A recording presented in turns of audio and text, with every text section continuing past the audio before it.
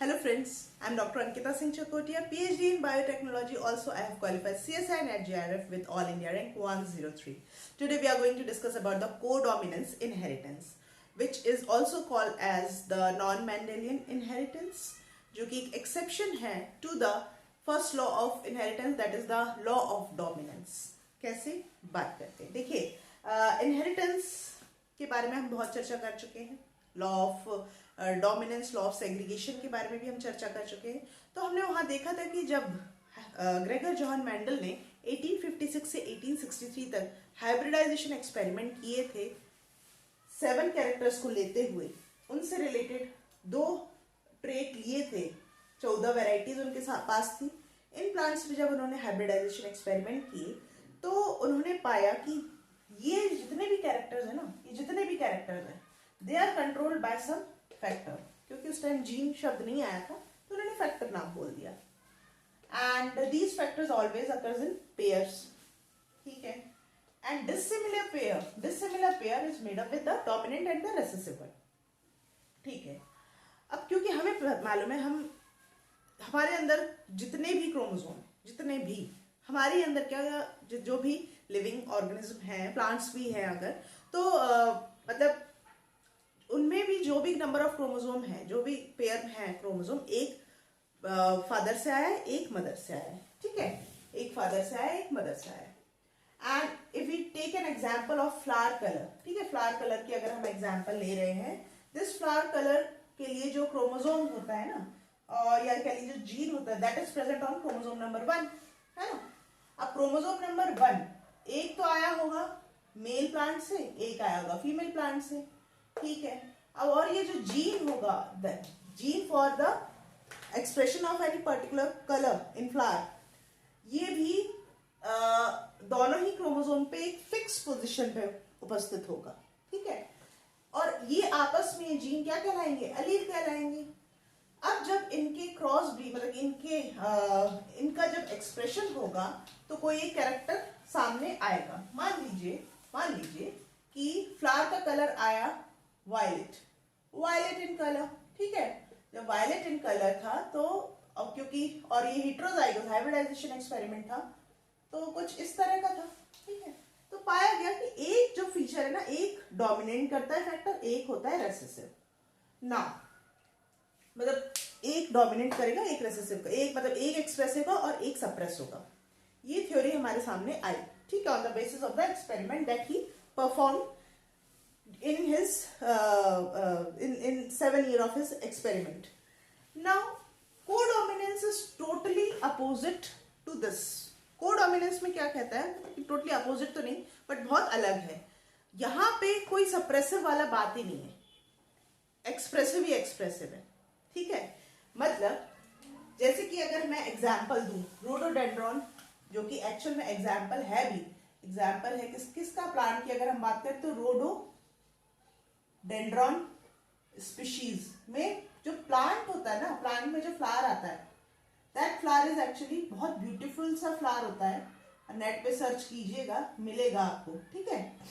ये red colour का भी होता है, व्हाइट कलर का भी होता है, मतलब व्हाइट स्पॉट्स होते हैं और रेड भी होता है. तो ये रेड कलर के जीन और व्हाइट दोनों ही इसमें एक्सप्रेस होते हैं. ऐसा कुछ नहीं है कि जब इनका क्रॉस होगा तो क्या होगा, आर बनेगा. देखने में हमें लगता है कि भैया इट शुड बी रेड क्योंकि रेड डोमिनेंट, बट एक्चुअली ऐसा नहीं होता है. ये भी अपना प्रोटीन बना रहा होता है रेड कलर के और ये भी व्हाइट, जिस वजह से कि रिजल्ट हमें कुछ इस तरह का मिलता है. ठीक है. तो यहाँ पे कोई भी ना सप्रेस, डोमिनेंस, ये सब नहीं है. There is a codominance, mutual understanding है दोनों ही जीन की. दो, एक फादर से आया, एक मदर से आया. दोनों ही कहते हैं कि तू भी अपना एक्सप्रेस कर, मैं भी करूंगा. तू मेरे काम में अड़ंगा मत अड़ाना, मैं तेरे में नहीं आऊंगा. ठीक है. दोनों अपना एक्सप्रेस कर रहे हैं. दूसरा एक और बड़ा अच्छा एग्जांपल है हमारे यहाँ, that is human blood group. हमें मालूम है ह्यूमन ब्लड ग्रुप कितने तरह के होते हैं? ए बी एंड ओ. ठीक है. ये ब्लड ग्रुप देखने को मिलते हैं. प्लस माइनस पे हम नहीं जाएंगे, मतलब पॉजिटिव नेगेटिव पे नहीं जाएंगे क्योंकि वो हमारा आज का टॉपिक नहीं है. ठीक है. अब human blood group are present on chromosome number 9, ठीक है। मान लीजिए आपका ए ब्लड ग्रुप है, ठीक है, तो आपके में एक जो क्रोमोसोम आया होगा वो आया होगा आपके पिताजी से, एक आया होगा माताजी से।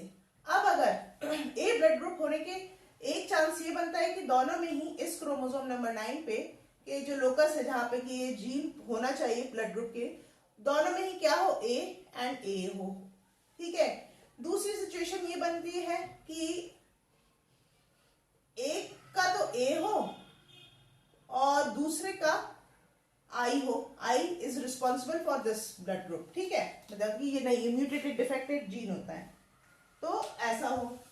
या हो सकता है मान लीजिए मेरा बी है अगर ब्लड ग्रुप, तो मेरे केस में क्या हो सकता है कि दोनों ही क्रोमोसोम पे बी बी हो, ये जो जीन है वो बी बी, एक मेरे पिताजी से आया, एक मेरे माताजी से आया। या दूसरी सिचुएशन क्या हो सकती है, ये क्रोमोसोम बी आई वाली हो सकती है ना, ये तो हुई नॉर्मल बात, ठीक है, जो कि मेंडल लॉ के तहत आती है। But what about A B?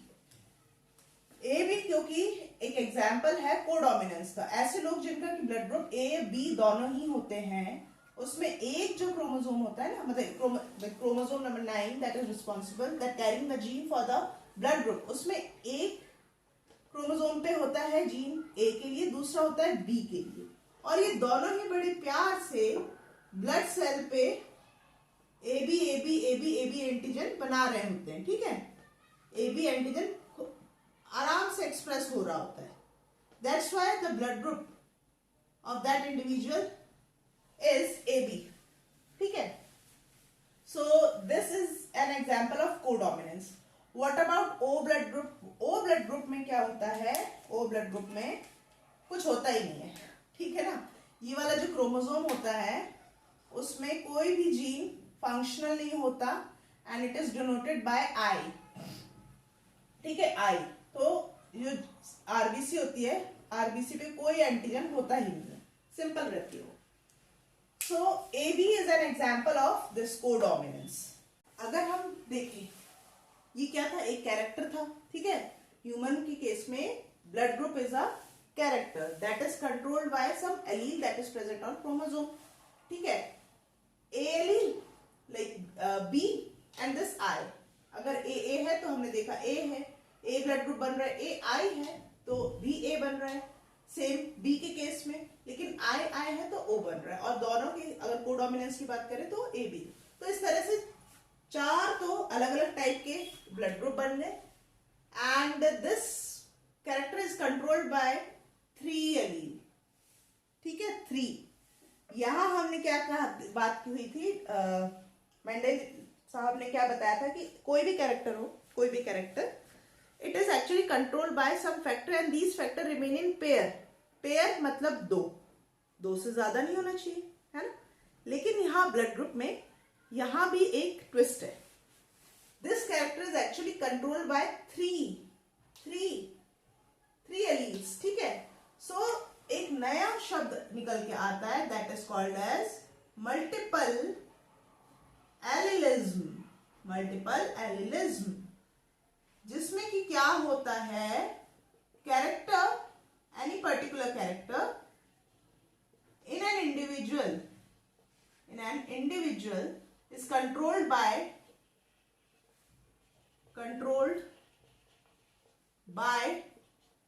2 alleles, ठीक है। but in a population, in a population the same character is controlled by more than 2 alleles, ठीक है, more than 2 alleles, ठीक है। This is called as multiple allelism, क्योंकि यहाँ पे देखें तो 3 अलग अलग एलील्स कंट्रोल कर रहे थे, एक सिर्फ एक कैरेक्टर को एक पॉपुलेशन में, लेकिन एक इंडिविजुअल को, मैं हूं, अगर मेरा बी है या आपका ए है या आपके किसी और रिलेटिव का ए बी है, तो केवल 2 कर रहे हैं।